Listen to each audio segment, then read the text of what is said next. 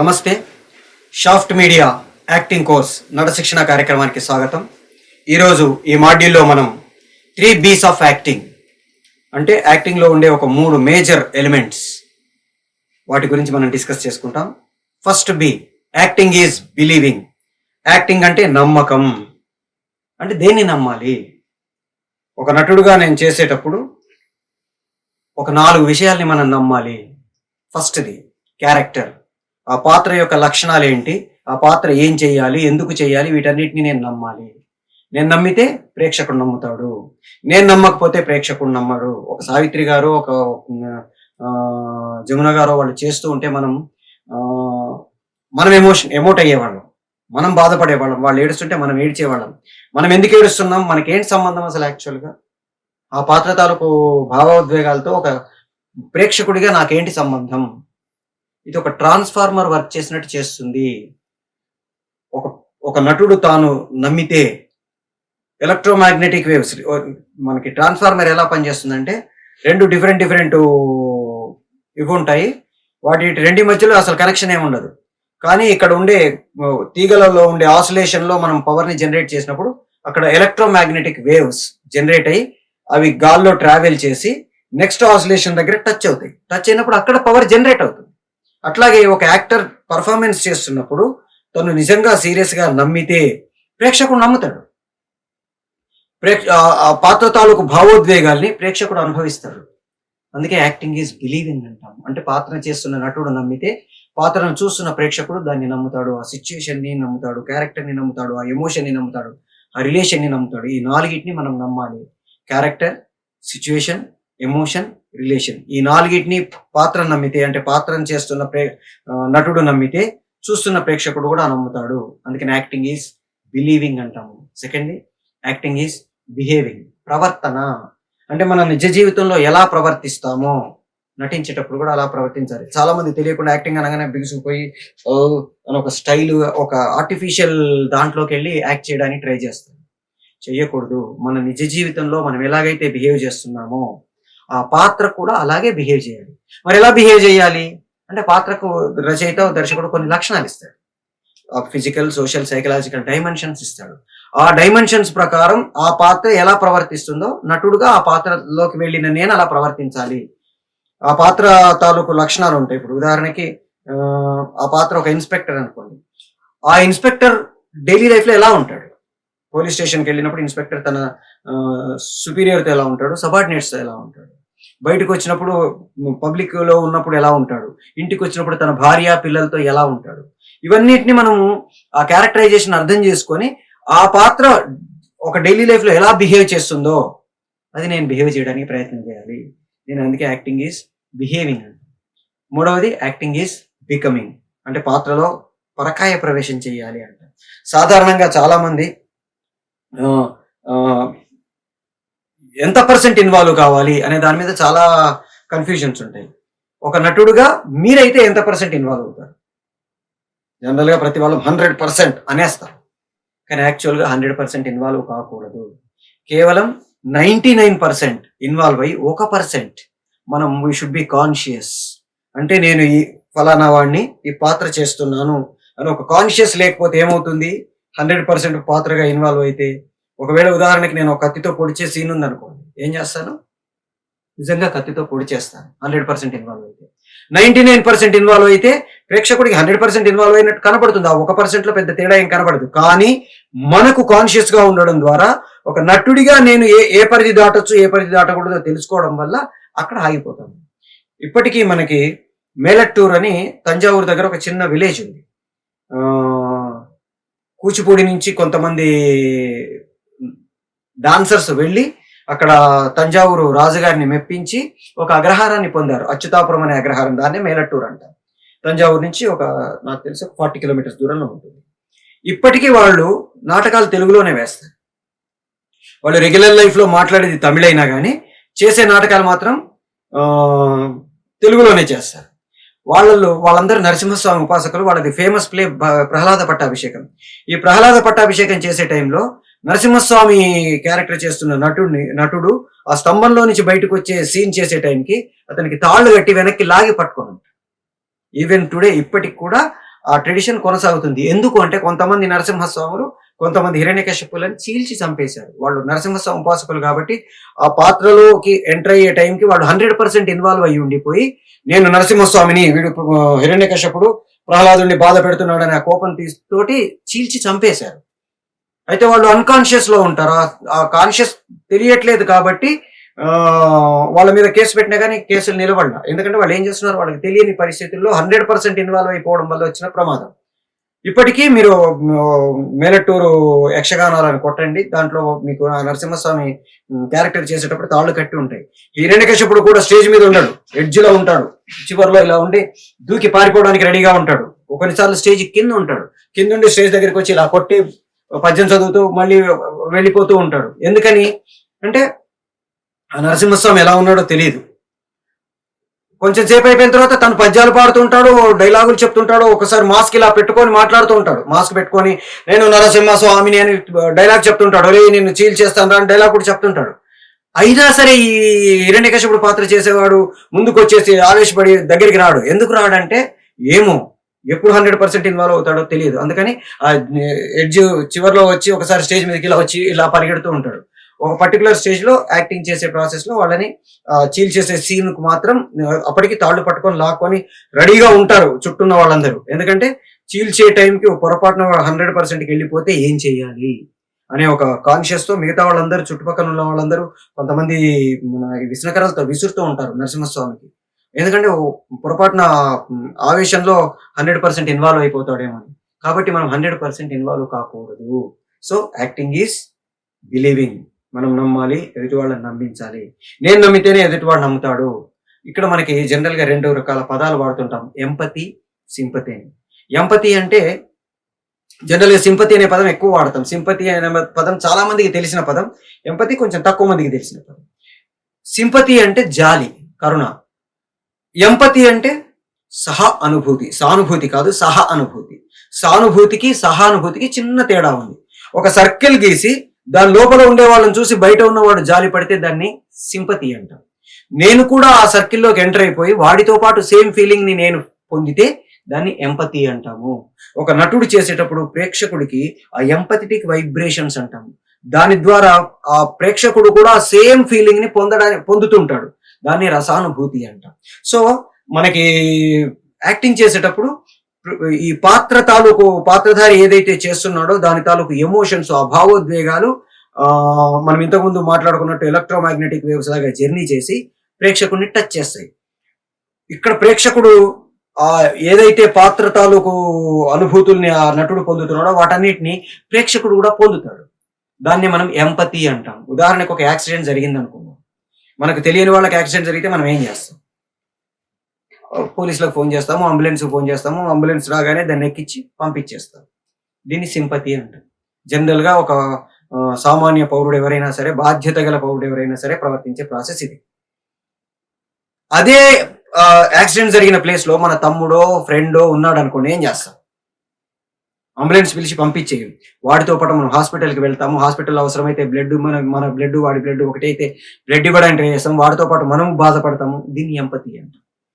So ఎప్పుడు కూడా ఒక పాత్ర తాలూకు భావోద్వేగాలకి ప్రేక్షకుడు స్పందించాలంటే ఆ పాత్ర తాలూకు నటనని పాత్ర చేస్తున్న నటుడు అనుభవించాలి, నమ్మాలి.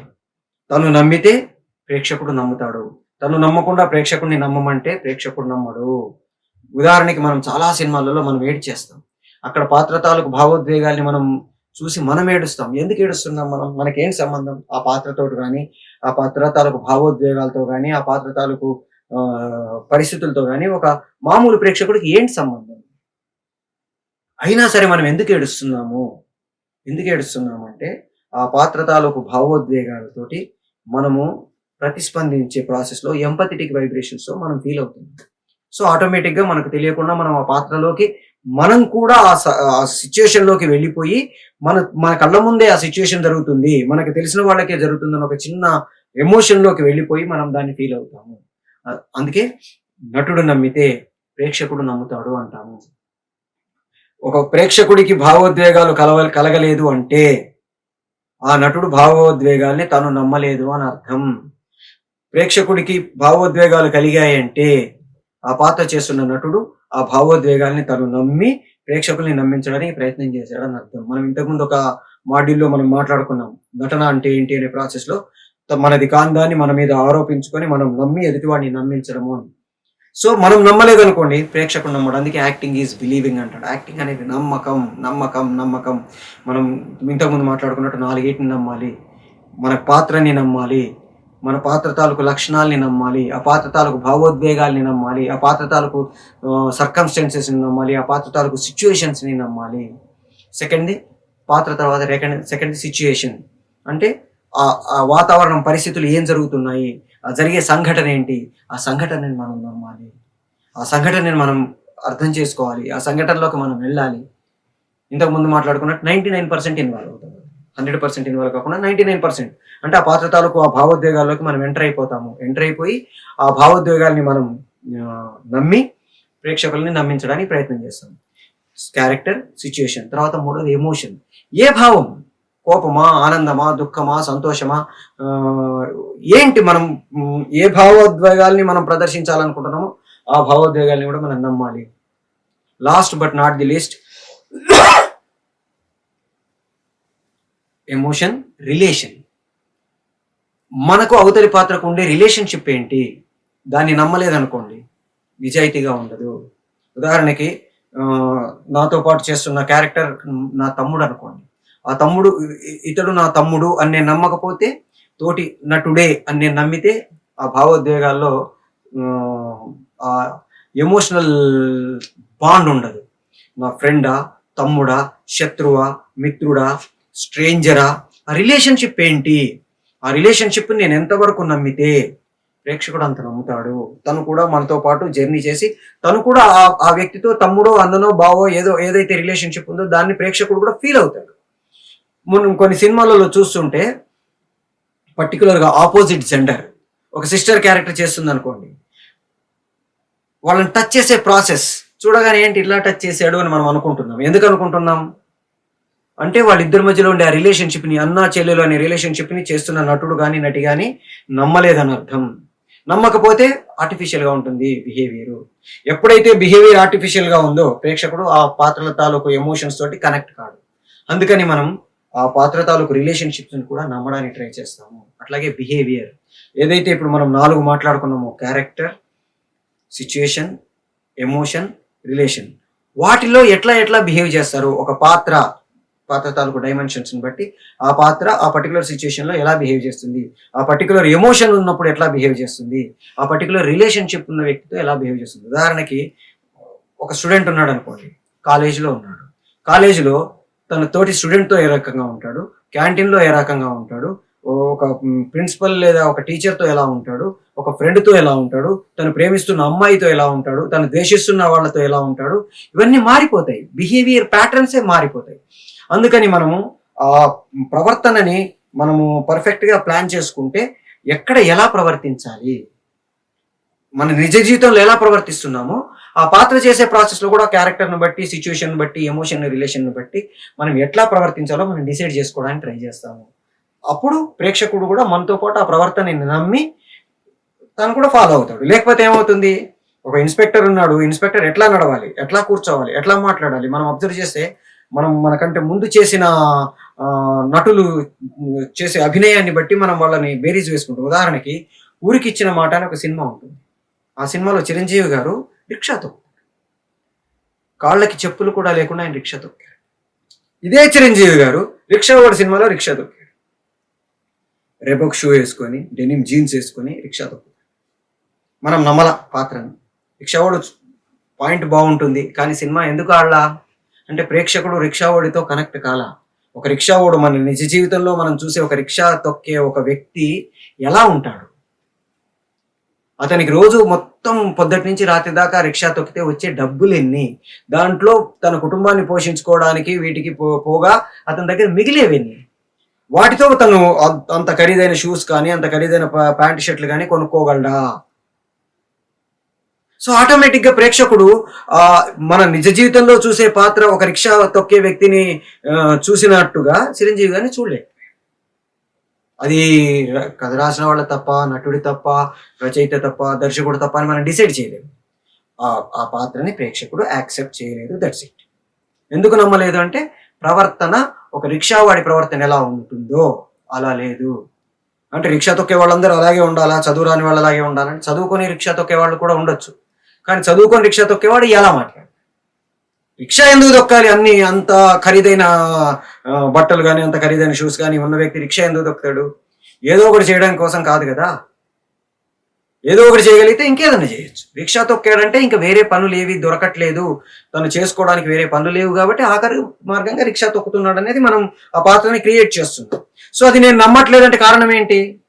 నేను రిక్షా తొక్కేవాడిని నా నిజ జీవితంలో చూసిన వాడిగా ఈ నటుడు చెయ్యలేదు అని అర్థం. చేయకపోతే ఆటోమేటిక్గా ప్రేక్షకుడు యాక్సెప్ట్ చేయాలి. అందుకే యాక్టింగ్ ఈజ్ బిహేవింగ్ అని. సో ఒక నటుడు నమ్మితే ప్రేక్షకుడు నమ్ముతాడు. నటుడి ప్రవర్తనని ప్రేక్షకుడు యాక్సెప్ట్ చేస్తాడు. మూడవది యాక్టింగ్ ఈజ్ బికమింగ్ అంటున్నాను. ఇంతకుముందు మనం మాట్లాడుకున్నట్టు ఒక పాత్రలోకి నటుడు పరకాయ ప్రవేశం చేస్తాడు. జనరల్గా పాత్ర అనే పదం వాడుతూ ఉంటాం. ప్రపంచంలో ఏ భాషలో లేని పదం, గొప్ప పదం పాత్ర అనే పదం మనకి భారతీయ భాషల్లో ఉంది. పాత్ర అంటే జనరల్గా మామూలు భాషలో గిన్నె, చెంబు, తపాల అలాంటివి, ఒక గ్లాసో మగ్గో అలాంటివి. దాంట్లో మనం ఏదైనా లిక్విడ్ పోసామనుకోండి, దాని షేపులో కనబడుతుంది తప్ప మారట్లా. పాత్ర లక్షణాలు నటుడికి కానీ, నటుడి లక్షణాలు పాత్రకు కానీ అంటకూడదు అంటాం. ఎందుకంటే 100% ఇన్వాల్వ్ అయితే ఆ లక్షణాలు అంటుతాయి. ఉదాహరణకి మనం కొత్త కుండలో నీళ్లు తాగామనుకోండి, మనకు జలుబు చేస్తుంది. ఎందుకు చేస్తుంది అంటే ఆ పాత్ర తాలూకు లక్షణాలు, ఆ కుండ తాలూకు లక్షణాలు నీటికి అంటాయి. నీరు కుండలో పోస్తే కుండ షేప్లో కనబడాలి, బిందెలో పోస్తే బిందె షేప్లో కనబడాలి, చెంబులో పోస్తే చెంబు షేప్లో కనబడాలి. కానీ బిందె తాలూకు లక్షణాలు నీటికి కానీ, నీటి తాలూకు లక్షణాలు బిందెకి కానీ, వాటికి కానీ అంటకూడదు. అంటింది అంటే రెండిట్లలో ఒక లోపం ఉందని అర్థం. పచ్చి కుండలో నీళ్లు పోసామనుకోండి, కుండ కరిగిపోతుంది. ఆ నీళ్ళ లక్షణాలు కుండని కరిగించేశాయి. అట్లాగే కొత్త కుండలో నీళ్లు పోసామనుకోండి, కుండల తాలూకు లక్షణాలు నీటికంటే మట్టి వాసన వస్తుంది. సో మళ్ళీ నీళ్లు తీసి వేరే దాంట్లో పోస్తే ఫ్రెష్గా ఉండాలి నీళ్లు. సో ఒక పాత్రని చేస్తున్న నటుడు ఒక ఒక ఒక పాత్రలో పోసిన నీరు ఎలాగైతే దాని షేపులో కనబడుతుంది కానీ దానిలాగా మారదో, నటుడు కూడా ఒక పాత్రని తీసుకున్నప్పుడు ఆ పాత్రలాగా కనిపించాలి, దానిలాగా మారిపోయినట్టు అనిపించాలి. అంటే మనం ఇంతకుముందు చెప్పుకున్నట్టు 99% ఇన్వాల్వ్ అవుతాము, కనపడతాం, దానిలాగే బిహేవ్ చేస్తాము, దాన్నే నమ్ముతాం. కానీ 100% కాకుండా 99% ఇన్వాల్వ్ అవుతాం.